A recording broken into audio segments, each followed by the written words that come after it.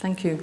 I'm looking out the window and seeing it's getting very dark. It's been a very long day also. So if you're anything like me, you're getting tired. So I'm going to try and keep my presentation as short as possible to sighs of relief from the audience, but it's in no way reflecting a massive amount of work that was undertaken by my colleagues from JKI in putting together the IT tools that I'm just going to briefly skim over. So if there's no take-home message that, from this presentation, there should just be one important one, is that there was an awful lot of work that went into developing these tools, and you can become more familiar with them if you visit the URLs that I will flash up on the screen. Okay, so I'm more than indebted to Stefan and Stefan for the amount of work that they put into developing these tools. So I thought before getting into the guts of the presentation, it might be useful for everyone in the room to be made aware of what it is that I'm at least talking about when we mention transparency and accessibility when it comes to data. And so I put up a few definitions there for the audience.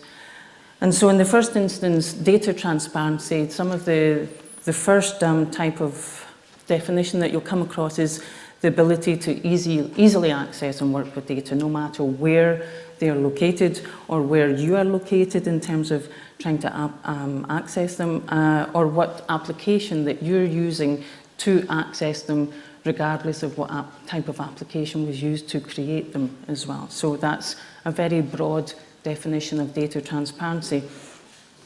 But incumbent within that is the requirement that the data that's being reported is as accurate as possible, and as such that there's been as little translation of that data from the original generation. So to have it as closely reflected as how it was presented originally really blends into the data transparency in this respect. And therefore, when you look at data accessibility, that typically refers to software and activities that are related to storing, retrieving, or acting on the data that's housed in a database or in any other repository. I'm a bit hesitant to be talking about databases all the time because when GRACE was originally proposed, there was in the literature, in the proposal, there was talk of a GRACE database, and now that no longer really exists in its original concept, and it has enlarged to become the multifaceted tool that has been developed within GRACE that's now available for future use and by other EU-funded projects. So I'll come back to that later in the presentation. So the GRACE database has morphed into what's now called Kadima. And for those of you with good eyesight, Kadima stands for the Central Access Database for Impact Assessment of Crop Genetic Improvement Technologies. Within GRACE, we constructed three main areas of activity under Kadima. One was the Central Access Point, the CAP. The other one is the Evidence Synthesis Database. And the third area is the Animal Feeding Trials and Alternative Studies, each of which, at least the second and the third, you've heard about already today. And I'll just quickly go over them, but I'll also try and give a little bit of time to the CAP. But what was important at the onset of GRACE was that any informatic tools that were developed should be made available into the future, and so that they shouldn't just live and die within the period of GRACE, and that they should have an applicability and a utility beyond the funding of the GRACE project. So within the initial couple of months of the start of the project, JKI worked very furiously with external donors and with whatever partnerships they already had. And very generously, the German Ministry for Food and Agriculture has offered to provide funding to them to maintain the tools beyond the lifetime of GRACE. And that will allow JKI to provide technical support for the utility of Kadima beyond GRACE, as well as some limited evolution, we've called it, just in case there's some fine-tuning of the tools that need to be done beyond the GRACE project lifetime. So Area 1, which we're calling the Central Access Portal, this is at the moment an area where what we've tried to do is to provide easy access to other online resources that will help risk assessment of GMOs. And I'll flash up in the next screen how it looks. But at the moment, it's got approximately 90 different internet resources linked to it. And mainly the selection of those resources was due down to the authorities of the authors. And so you'll see a number of intergovernmental organizations as authors of these resources, like the WHO, FAO, Codex, etc. Or they are national competent authorities or GMO regulators, as well as, in some instances, government-funded institutions, universities, foundations, applicants, for etc. And in their own unique ways, they feed into the whole risk assessment process that regulators undertake when you're looking at the potential authorization of GMOs. And so what we've tried to do is to collate all these resources together and give a structure to the area in which you can access them. And so they're basically divided into 4 main areas: human and animal health, socioeconomics, environment, and general. General is just anything that's not any of the 3 above. So at the moment you can find the CAP at this URL. It looks like this, but scrolls off the screen. You can do a simple search on this location here. It's based on a sort of Google parameters. But also you can put filters on the output so that you can filter by the type of information resource. So it's either risk assessment guidance, risk assessment documents, information that supports risk assessment, or even published scientific studies.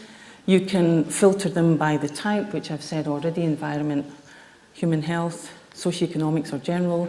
And there was also a request to filter them by regionality or geography as well, so such that you can easily locate the resources that you're after. So how did we come upon these particular resources? Already within GRACE, we were aware of some regularly visited resources that risk assessors used. And so we put together a list of this, and then within GRACE and beyond, we constituted a couple of feedback groups so that then we could allow access to the alpha sites that we just put them together on, and asked for specific feedback from primary stakeholders as to the utility of these resources. Were they even aware of them? Did they actually use them in their day-to-day duties, etc.? And some of the feedback that they provided, along with additional resources and the type of filter that I've just mentioned, they also requested that they were tagged into different topics as well as the geographical coverage. So that's where that came from, and we responded gladly to those inputs from them. Also, there was a lot of discussions about the type of content that was provided through this area, as to whether it was just to be given live links to the original source, or whether, if they were in a document type, whether we would download them from the original source and provide them hosted in Kadima. But it was felt that on the basis of more transparency and accessibility, we would just provide the links, because then the onus on accessibility remained with the original sources. And also it meant that if there was any updated versions of them available, the authors would be making those available, rather than someone having to maintain it within GRACE to do that, or within Kadima. Area 2, you can find here, and that relates to the evidence synthesis database. There's already a few of the evidence maps and systematic reviews that are being carried out within GRACE registered there. And these tools have been devised in order to support the processes that you've been listening about in the session after lunch. They were designed in close collaboration with the Collaboration for Environmental Evidence. And as well, the CEE, they provided some conceptual advice about how to provide good informatic tools that would support the whole evidence synthesis process. And so what has been developed within GRACE is that the support in terms of online videos and manuals for how to use the tools that have been developed. The tools themselves help a structured approach to compiling an evidence synthesis as well, so it takes you through it in a sort of structured manner. And it ensures that the data that's being collated within a systematic view or an evidence map is done in a way that can be easily archived and done in common formats, such that ultimately, should the need be in the future to come back to revise or update that particular evidence synthesis, is done in a way that facilitates that. And so that infers, obviously, that these tools are to be used beyond the project lifetime as well. So you've heard about these particular steps of an evidence synthesis, and so what Stefan and Stefan did over a long period of time with lots of efforts, they've devised particular informatic tools that essentially reflect the key steps in these processes. And so I do urge you to go to that previous URL if you are interested in carrying out an evidence synthesis, to play with the tools and become familiar with them, because that will really embed in your own mind what they're all about theoretically as well. Area 3 is the third area of Kadima that's been fully utilised by Grace, and that's to essentially, it's a holding space at the moment. It hosts the 90-day feeding trials with the rat studies from Grace. And it's essentially a storage space such that the data generated from within Grace can be stored and made accessible to the wider stakeholders. But what we very quickly discovered was that the different work packages, when they were generating the data, had a whole suite of different formats to their data, such that it became very difficult to really find or to determine a particular common format that would allow easy accessibility. And also the quantity of data that was being generated was quite overwhelming at times. So what's been agreed is that wherever possible and convenient, the data can be stored in Area 3, but it's more than likely that if the wider stakeholders want access to the data, it's better that they make direct requests to the work package 1 and 2 leaders, and then they'll get it in a structured way and more, and in a format that's more conducive to being added to or undergoing reanalysis, etc.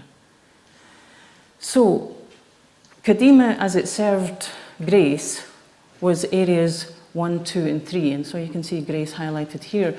But very early on, after the initial startup of Grace, it became obvious that there were other EU-funded projects that could feed into this whole central resource that could benefit from utilising it as well. So what's happening now is that, for example, the collaboration for environmental evidence is still in good interaction to enhance the tools in Area 2 and to utilise them into the future.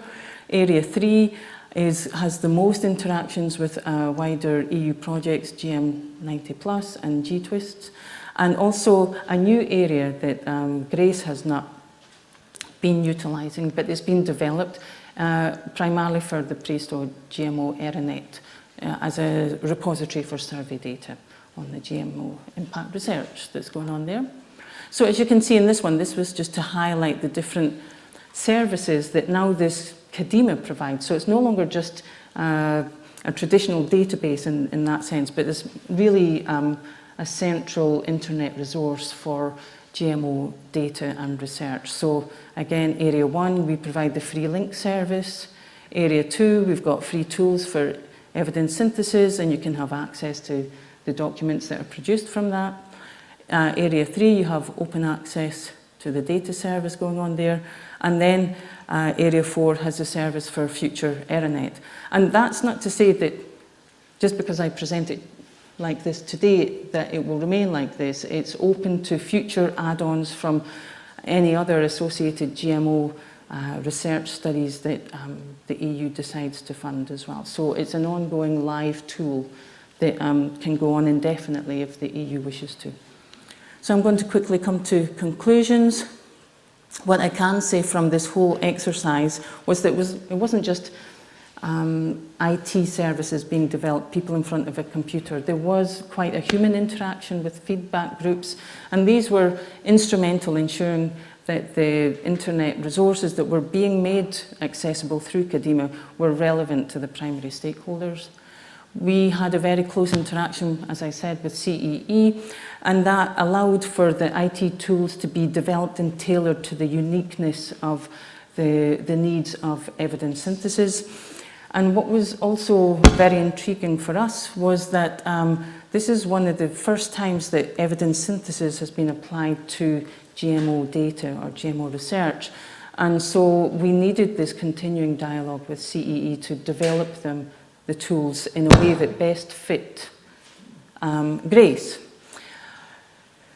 As I've said before, the variety and the quantity of the data generated from work packages 1 and 2 required us to have a rethink about how that data would be made accessible through Kadima. And so we've come up with this alternative strategy of publicising that people can contact the work package leaders directly should there be an inundation of data that needs to be transmitted to the stakeholder. And then finally, for conclusions, it's acknowledged that in order to maintain its relevancy, Kadima will require continuing maintenance to sustain the services offered to the current and future projects. So with that in mind, I'd just like to close with a couple of recommendations. What's not apparent just now, and I'll stop moving, is that how do we add any additional online resources as they become available or within our knowledge base to the CAP? So we have to devise a way of making it open and transparent as to how these new additional tools or resources can be added. And my preference would be that any new tools should be moderated by the primary stakeholders because they're the primary users of this area. To be more comfortable about the utility of Area 2, the evidence synthesis tools, it would be really good if they can be tested beyond Grace by a third party that's carrying out evidence synthesis to really ascertain whether we've got it right in terms of their suitability and robustness for future use. We would also still need to, in the short time remaining, make any published results from the evidence synthesis coming out of Grace available through Kadima. And then, and lastly, the common data formats really should be explored to really to extend a correct storage area for any future data that's generated. Because at the moment it's a patch up just now in terms of saying you can provide them upon request, but without really knowing the diversity of the formats for each of the different data that's going to be generated by the current and future projects, it's difficult to see how you can find complementarity in formats to devise a suitable hosting space for that. So it's a patch up at the moment, we admit that, but it doesn't mean to say it has to remain such. And so this is an area that maybe the future projects can investigate to make more serviceable to them. And I think that's it. I just wanted to end on a thank you to all of the stakeholders who fed into the consultations that we had with them in order to make these tools available, and hopefully they suit your purposes in the future. And that was it.